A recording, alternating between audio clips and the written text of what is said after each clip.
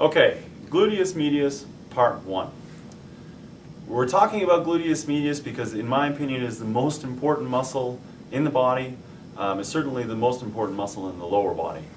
And the reason it's so important is because it is the muscle that controls rotational forces through the hip. Now, the hip is the joint in the lower body that rotates. Most other structures in the body, below sort of your upper back, don't really like rotation very much. The ankle doesn't rotate at all, really. It has almost no rotation whatsoever. The knee, it has a certain degree of rotation, but it doesn't like it.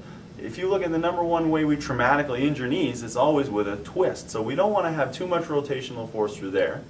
The hip has the capacity to rotate beautifully.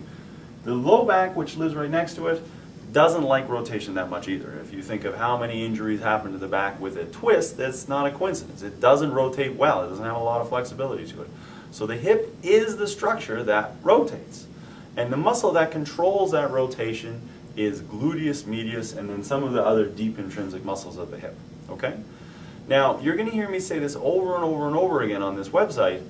The glute muscles have a tendency to become weak. And really, it's almost they have a tendency to become inactive or lazy.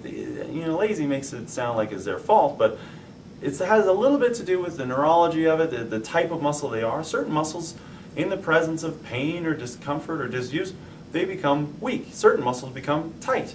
Well, the glutes are muscles that become weak, and gluteus medius is probably the number one culprit.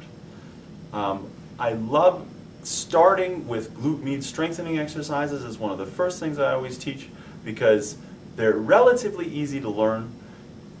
They're very easy to tell when you're doing it wrong, and that's the most important part of any exercise, is that you know if you're doing it right or wrong.